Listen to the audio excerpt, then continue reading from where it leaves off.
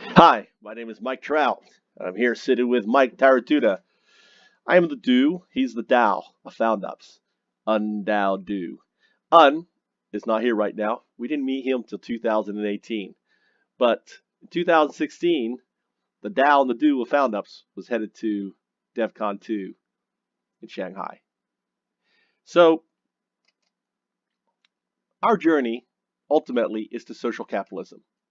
Now here is Undow sitting on the blocks blockchain. Around his head is the OIF, or what you call the blockchain, the Open Innovation Framework. On his back is the Noodle, a PC algorithm, beneficial AI staring out that ultimately is going to run all of society. Social capitalism is going to be run by basically this beneficial AI that's going to look out for you. And my story starts in 2009 when, after I did a startup that didn't quite go well, I asked the question, is the startup broken? And if so, how would I fix it? And what I discovered are there three kinds of startups. Something that most people don't realize, or they think of a startup, they try to take all these three things and lump it into one. And this is why it's so hard to define a startup. So first there is the guy, look at his face, you know who he is. He's like, I've got the idea. He's all serious. He doesn't have any money. He does the Indiegogo or the Kickstarter, or he's bugging you for funds. He has less than 100,000 funding. Has no accredited investor. No one accredited investor. Someone who has $1 million net worth, and more importantly, has a network. A credit pro isn't just a guy who has money. He's involved in the act of launching startups. Okay, 99% of those ideas fail. They fail to launch. And here is a woman.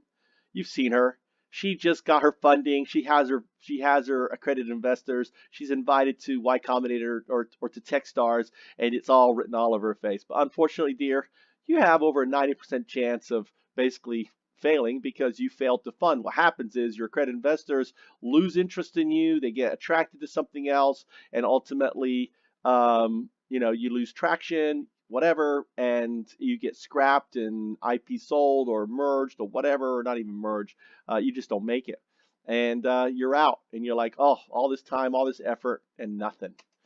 So, and then finally, there's Misseeded, and Misseeded basically got to the VCs, and you can see it on her face. She has over 5 million in funding. She's gone through her Series A. She may be on her Series C or even D, and ultimately, sorry, dear, all likelihood, you're going to fail. You have a 70% chance of failing. Now, your problem is fail to scale. Something called the chasm, the infinite chasm. Fail to scale the chasm. I'm not going to go into all that. There's plenty of stuff on that. You can look it up. But the simple fact is, what I realized is the pain is the startup is broken. As Dave McClure would tell you back in 2010, don't waste your time with a startup.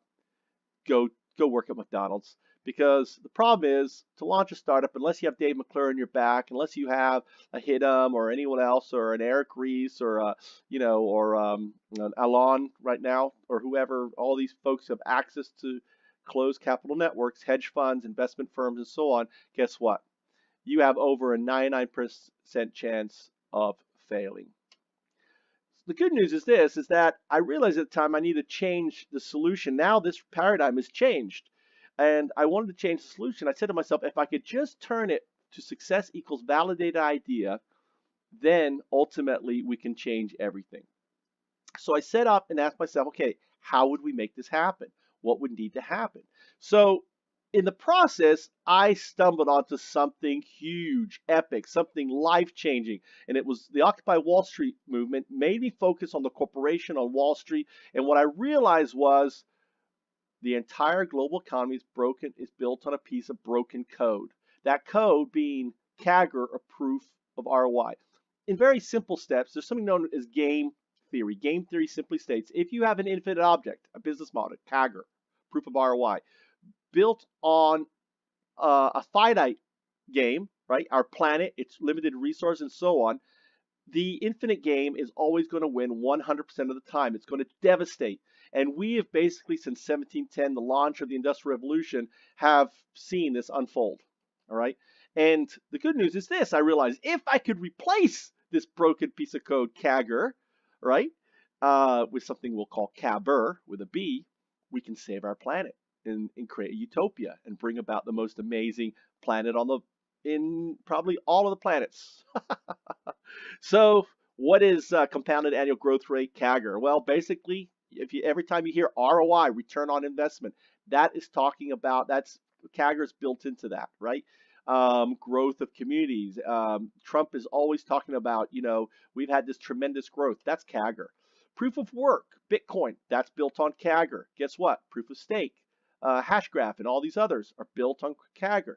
Ethereum, all of the blockchain basically is built on CAGR. See, I didn't understand CAGR well enough. I didn't understand this problem well enough that I didn't communicate it well enough back then when I talked to the founders of Bitcoin magazine that launched Ethereum, that started the blockchain. Really, Ethereum was the momentum that started the blockchain, as I'll explain a little bit later. So ultimately, what is CAGR? Well, it's the fuel that powers the internet revolution 1 through 4 or 5 or 6, depending who you talk to.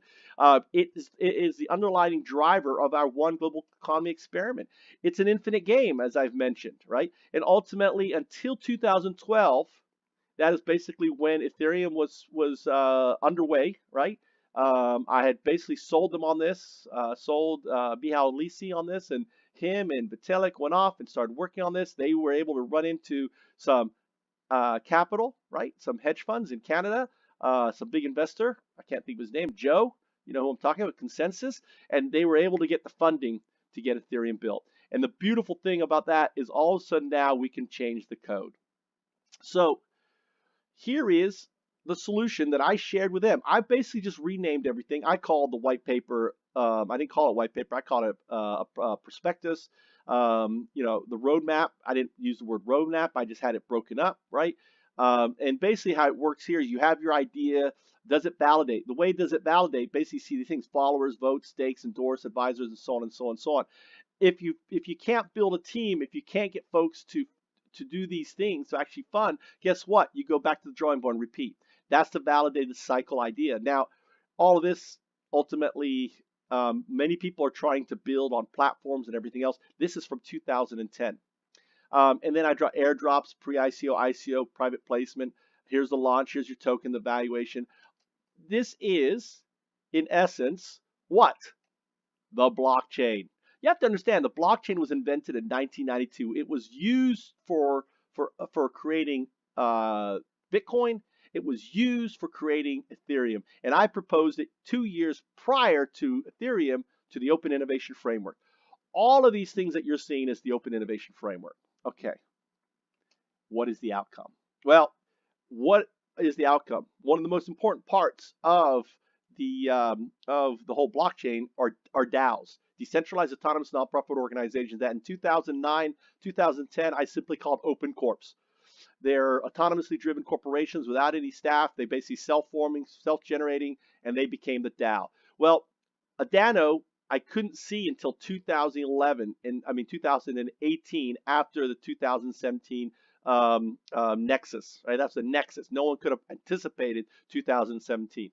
It is basically a preview of what is to come, right? Think of that. It's a preview of what is coming. So it's a hybrid.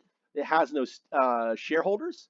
It exists entirely on the blockchain. It doesn't have any corporate offices or anything else. It may have satellite area, but there's no corporation. There's no entity behind it. It's completely on the blockchain.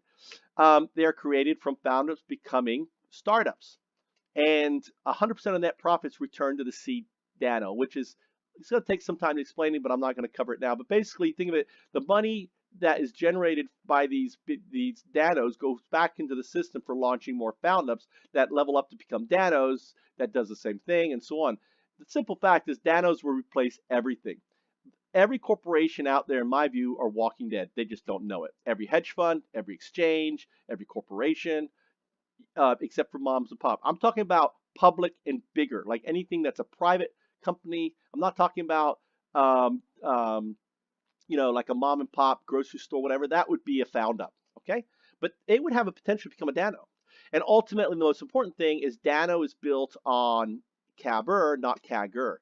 And this is very important because the valuation on CAGR is determined by the widget's impact, or the Dano's impact, or the Foundup's impact on the living planet, its living systems, and in sharing. Okay, and sharing means basically sharing the wealth, and that is determined by the stakeholders of, not the shareholders, the stakeholders. They're the people who are either the consumers or the users of the product, or that widget. Thanks. My name is Mike Trout. I was able to not cut off a fucking minute. I'm over time.